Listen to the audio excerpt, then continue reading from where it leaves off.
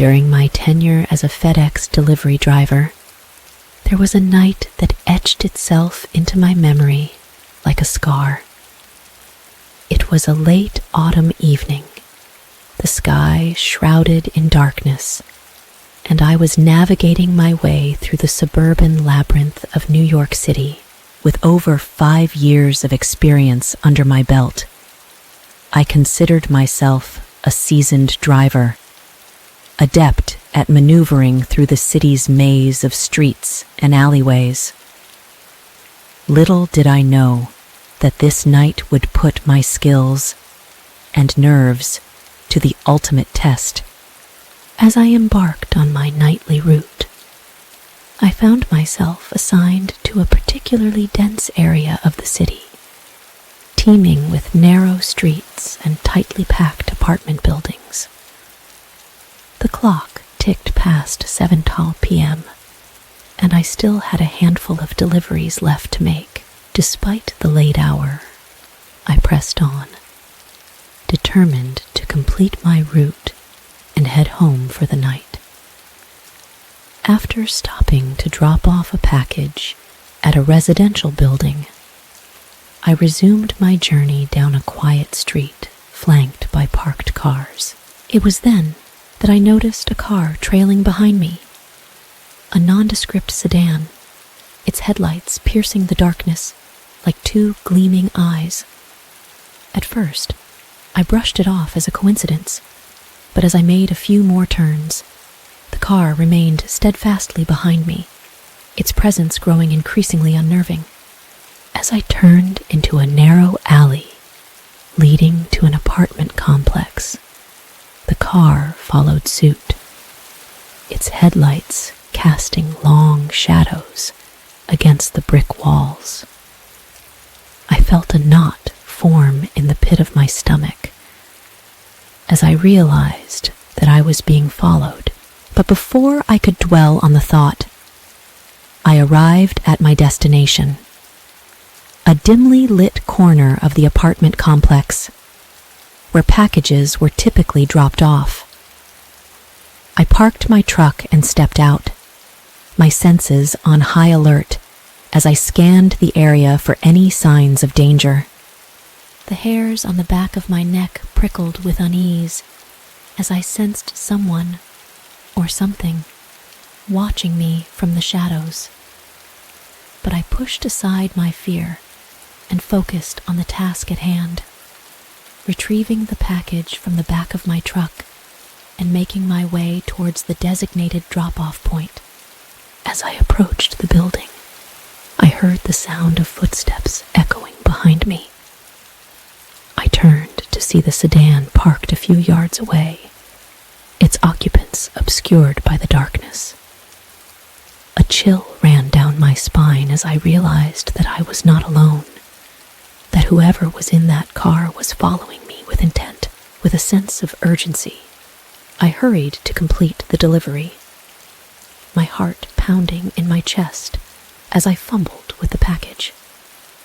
But just as I was about to place it on the doorstep, I heard the unmistakable sound of car doors slamming shut, followed by the sound of footsteps growing closer and closer. Panic surged through me as I realized that I was being cornered, with no means of escape. With adrenaline coursing through my veins, I made a split-second decision. I abandoned the package and sprinted back to my truck, the sound of footsteps echoing in my ears. I leaped behind the wheel and slammed the door shut, my hands shaking as I fumbled for the keys. With a trembling hand, I started the engine and peeled out of the alleyway, the screech of tires echoing through the night. As I raced away from the apartment complex, I glanced in the rearview mirror and saw the sedan in hot pursuit, its headlights glaring like the eyes of a predator. With every twist and turn, I pushed my truck to its limits, weaving through traffic, and narrowly avoiding collisions as I fought to shake off my pursuers. Minutes stretched into hours as I raced through the city streets, the adrenaline fueling my every move. But no matter how fast I drove or how many turns I made, the sedan remained hot on my tail, its occupants relentless in their pursuit. It wasn't until I reached the outskirts of the city that I finally managed to lose them, slipping away into the darkness like a ghost in the night. With a sigh of relief, I slowed my truck to a stop and took a moment to catch my breath, my heart still racing from the adrenaline-fueled chase. As I sat there in the darkness, the events of the night replayed in my mind like a nightmare. Who were those people in the sedan? And what did they want with me?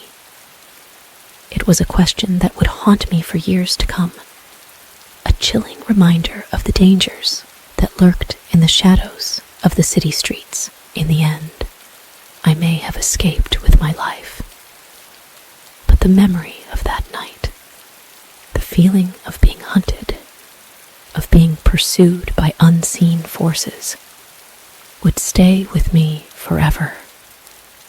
A reminder that sometimes the darkness can hold far more than meets the eye.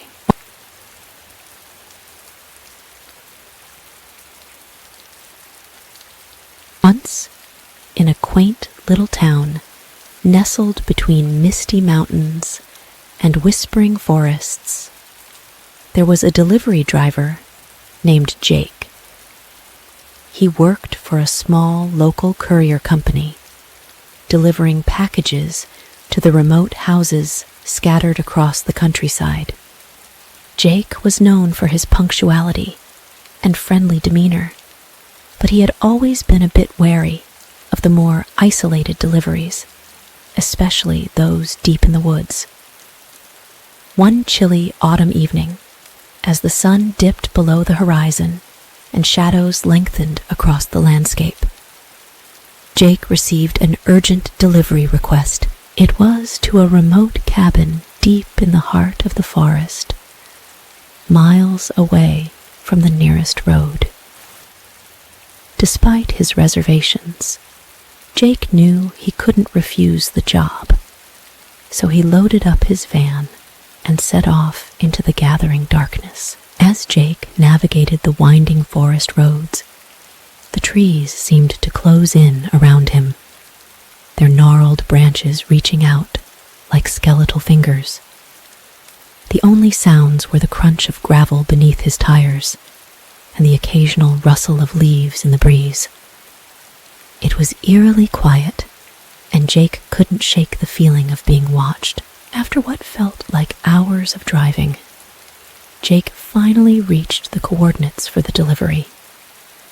The cabin stood alone in a small clearing, its windows dark and its wooden walls weathered by years of neglect. A shiver ran down Jake's spine as he stepped out of his van and approached the front door. He knocked 3 times, but there was no answer. Feeling a sense of unease creeping over him, Jake called out, "Delivery! Is anyone home?" Still, there was no response. With a sigh, Jake reached for the doorknob and pushed the door open. The interior of the cabin was dimly lit by a single flickering lantern, casting long shadows that danced across the walls. The air was thick with dust, and the smell of decay hung heavy in the air. Jake hesitated for a moment, his heart pounding in his chest, before cautiously stepping inside. He scanned the room, his eyes darting from corner to corner, searching for any sign of movement. The silence was oppressive, broken only by the creaking of the floorboards beneath Jake's feet. He called out again, his voice trembling slightly. "Hello? Is anyone here?" Suddenly, a low moan echoed through the cabin, sending a chill down Jake's spine.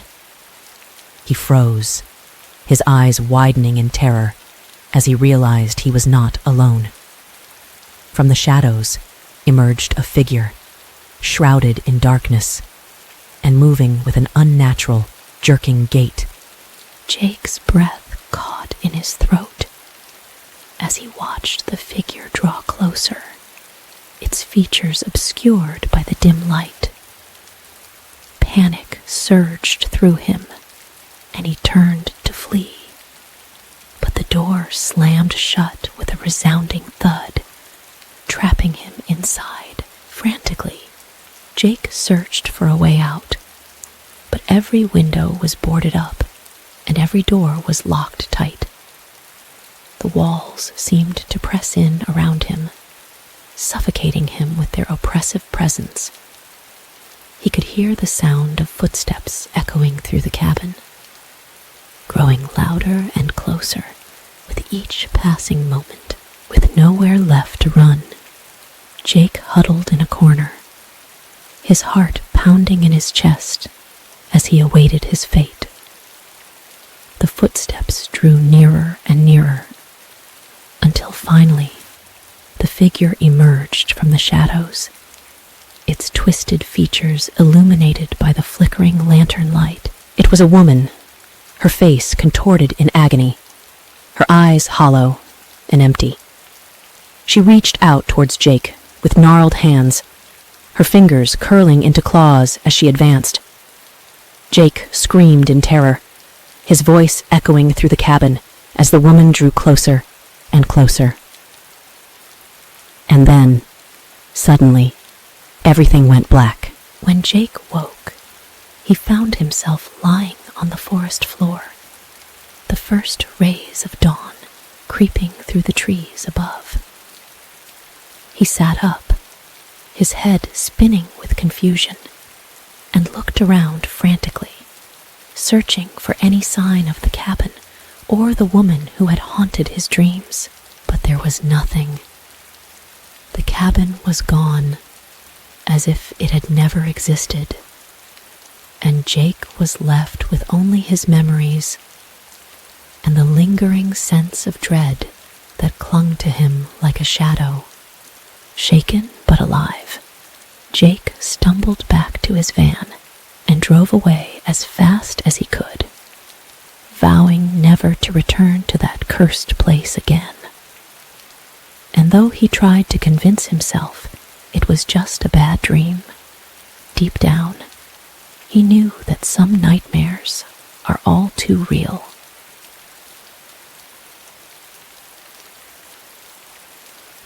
In the quiet town of Whispering Pines, nestled deep in the heart of the forest, there lived a delivery driver named Sarah.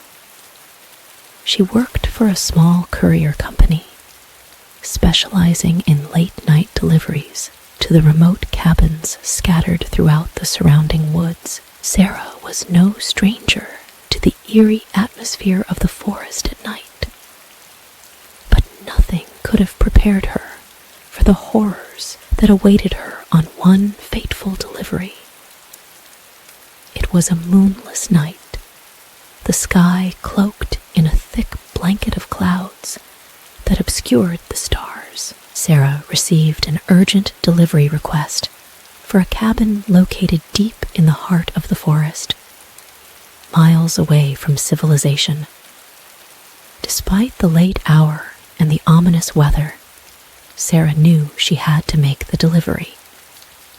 Loading up her van with the package, she set off into the darkness. As she drove deeper into the forest, the trees closed in around her, their twisted branches reaching out like skeletal fingers.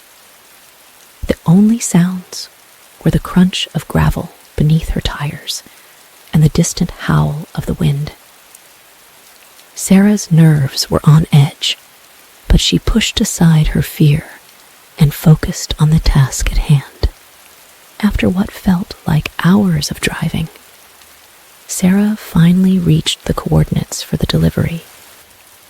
The cabin loomed before her, its windows dark and its wooden walls weathered by years of neglect. A shiver ran down Sarah's spine as she stepped out of her van and approached the front door. She knocked 3 times, but there was no answer.